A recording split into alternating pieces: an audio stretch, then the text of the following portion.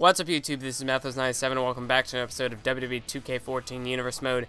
This is episode number 33 and we are here with main event coming off of Monday Night Raw. And as you can see, here are the WWE Championship rankings. I don't even gotta mention you-know-who at the you-know-what spot, but there's the US title, the tag teams, all that good stuff, as we are getting closer to the No Way Out pay-per-view. And yes, like I said, episode 33 main event. And we've got an interesting match card set up for you here, and as you can see, there are now the SmackDown rankings. But as you can see here, Antonio Cesaro with AJ Lee taking on Seth Rollins with Aksana. Yeah, that Seth Rollins Aksana storyline, like I said, it's gonna be going places. So we got the Miz taking on Zack Ryder, Fandango taking on Darren Young with Titus O'Neil, Cody Rhodes taking on Justin Gabriel in the main event of main event. So this show, more so to feature some of the talent that don't get featured as much. So the Miz getting the win over Zack Ryder, and Fandango gets the win over Darren Young. So let's go ahead and get into this one here. Antonio Cesaro, excuse me, sorry about that. But Antonio Cesaro with AJ taking on Seth Rollins with Aksana, and yeah, we all know that whole situation with Seth Rollins and Aksana was kind of strange how it came about, but like I said, I'm going to be doing stuff with that. So, yeah, the universe gave me something, so I got to try and work with it. I'm not just going to try to ignore the cutscene and do my own thing. No, if that's what it gave me, I'm going to make something out of it. And then, of course, we have AJ, who's been in a bit of a rivalry with Aksana, a bit of competition in that Divas division, trying to go after the Divas title. And then, of course, we have Antonio Cesaro, who faced Seth Rollins at Night of Champions in the King of the Ring matchup. Of course, Antonio Cesaro getting the victory on that occasion, defeating Seth Rollins with that neutralizer. And that was at Night of Champions. Of course, Cesaro had a very strong outing in the King of the Ring tournament. Went on to defeat Bray Wyatt, and unfortunately came up a bit short against The Undertaker. So Antonio Cesaro was the number 2 guy on Raw in that King of the Ring tournament. So that's saying a lot about his performance. A very good outing for Antonio Cesaro, like I said. And then we've got Seth Rollins here, member of the Shield. And the Shield has kind of just been all over the place recently, with Dean Ambrose losing the WWE Championship at Night of Champions. And then on the last episode of Main Event, Dean Ambrose, we still don't know what the condition of Dean Ambrose is after getting chokeslammed into that hellfire by The Undertaker. So I don't know what exactly the whole deal with Dean Ambrose is. But anyway, let's get into this one here. A nice one-on-one matchup between Seth Rollins and Antonio Cesaro. And Seth Rollins hasn't been featured in too many one-on-one matches. Of course, with it being the Shield, they tend to compete more so as a unit, and that's where they tend to thrive. Shield thrives in chaos, and they thrive as a unit. So we'll see if Seth Rollins can create a little bit of chaos on his own here and get the victory over Cesaro. Whereas Cesaro's actually been, ever since losing at night at SummerSlam, against The Miz after Bray Wyatt cost him the match, Cesaro's kind of been on a bit of a hot streak, if I would dare to say so. After RVD gave him his spot in the King of the Ring tournament, Cesaro and RVD went on to defeat the Wyatt family. Why do I have a feeling actually they didn't? I'm pretty sure they did. Yeah, they defeated the Wyatt family. What am I thinking? I don't know why I had a moment there, but anyway, like I was saying, Cesaro went on to win that matchup. Strong outing at the King of the Ring tournament, and I will see if Cesaro can improve this stride heading into the No Way Out pay-per-view. And with the No Way Out pay-per-view now that Jack Swagger does not have his, he's not in the tag team picture anymore, that means that Jack Swagger will have no choice but to defend that United States Championship at No Way Out. So we'll have to see now. This is a good opportunity for 2 of these superstars who, I don't really know. I don't know if Seth Rollins is ready for the WWE Championship, even though he's up in that title picture.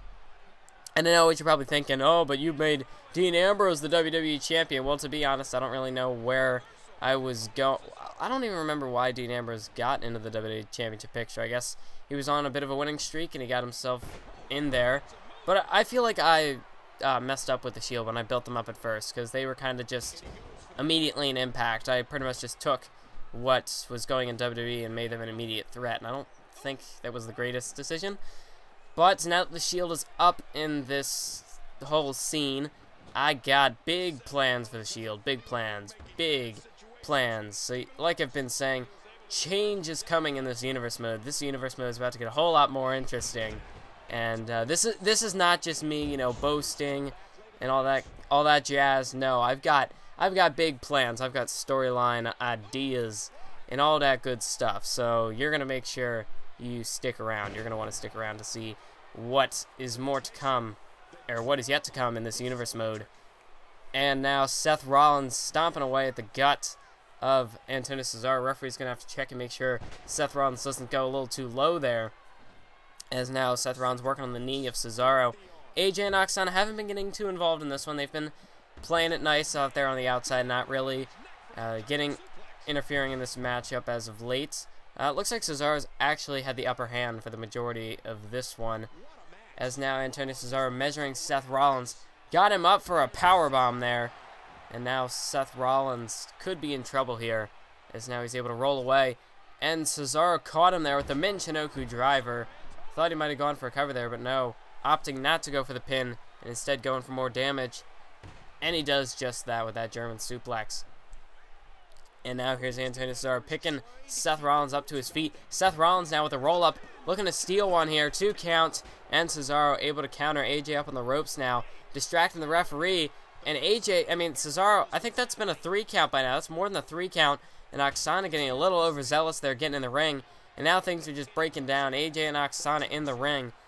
And now Aksana back in the ring, and they're just going back and forth, entering and exiting the ring. Referee gonna have to take control of this one.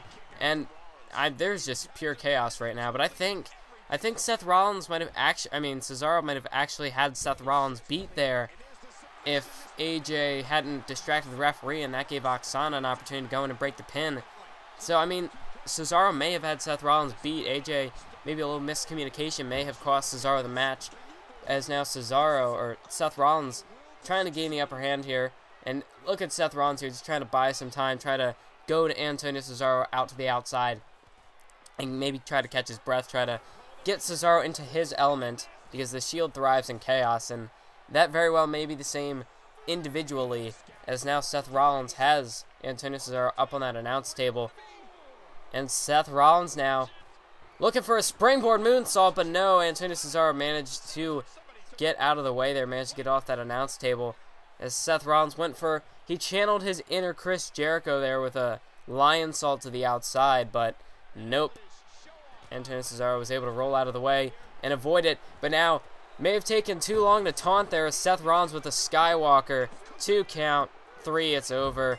And AJ and Aksana, they must be fighting up on the stage here. They're not at ringside anymore.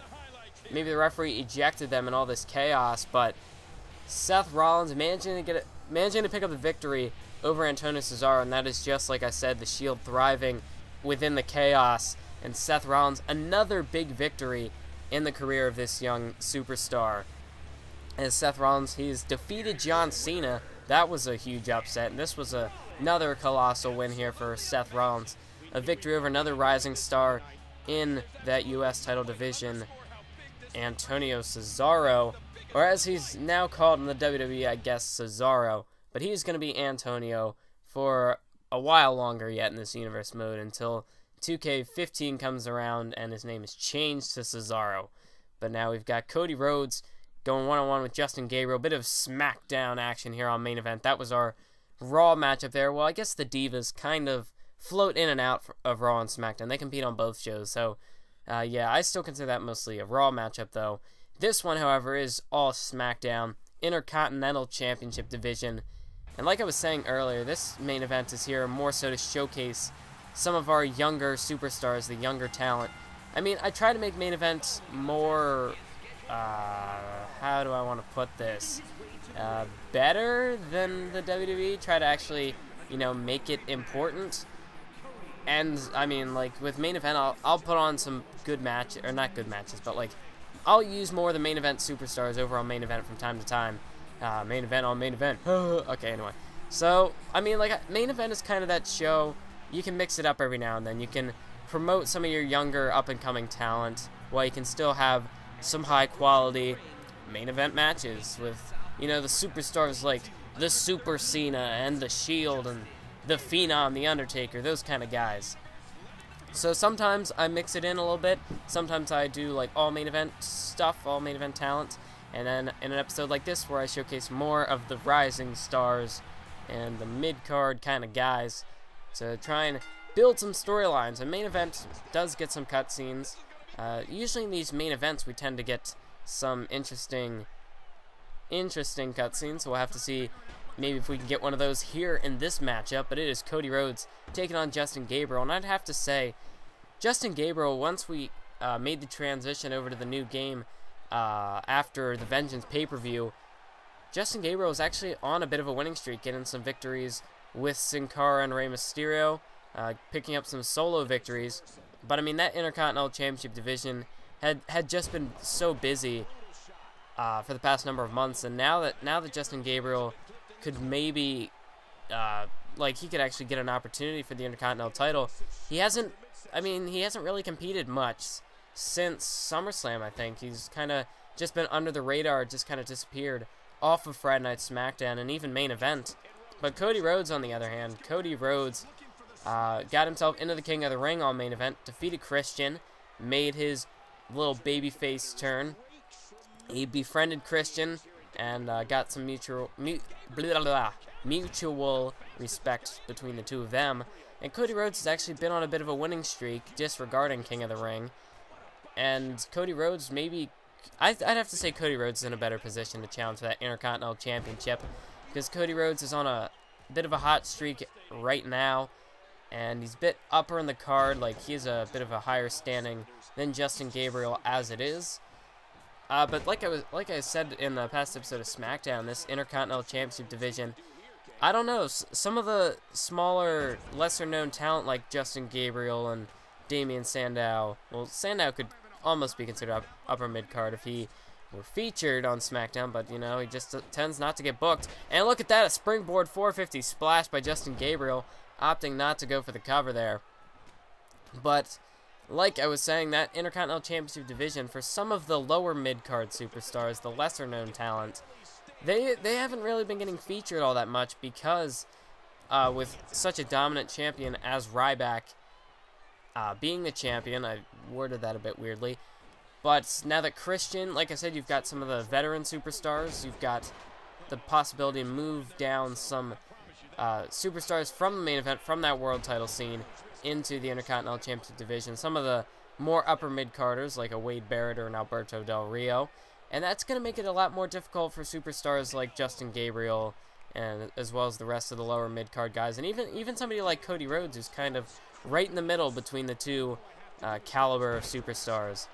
It's going to be kind of difficult for them to get featured and get an opportunity at that Intercontinental Championship. That's just going to promote a bit more of a healthier competition. And what a move there by Justin Gabriel. And Justin Gabriel could be close to getting the victory here over Cody Rhodes. Has to get him away from those ropes, of course. Hooks the leg. 1, 2.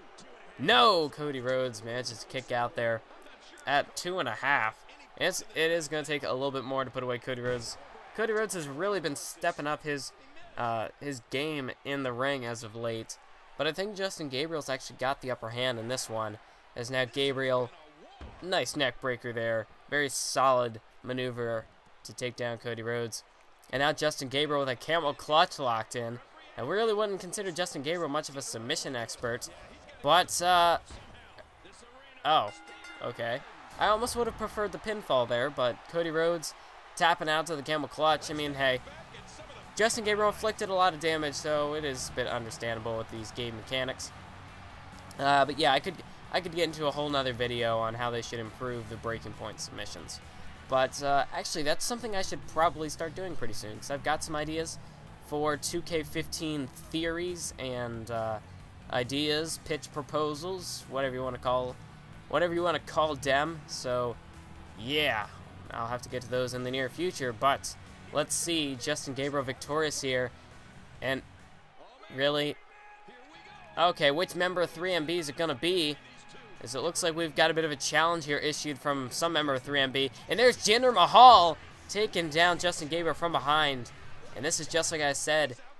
more competition out of these lower mid-card superstars, with Jinder Mahal maybe a bit jealous of Justin Gabriel getting the victory over Cody Rhodes. And this is a good opportunity for some of these superstars to make a name for themselves. You have to do something to make an impact, and that's just what Jinder Mahal has done here tonight. So we'll have to see where this can lead, and maybe, just maybe, these two superstars can get featured on the card more often. But yeah, anyway, that was the episode. Hope you enjoyed. Leave a comment down below if you enjoyed. Hit that like button and all that good stuff. You know the drill. As you can see, here's the division. Jinder Mahal looks like he's number 7. But anyway, I want to thank you all for watching. Make sure to stay tuned for the next episode of WWE 2K14 Universe Mode, as well as all my other content. Keep on YouTubing.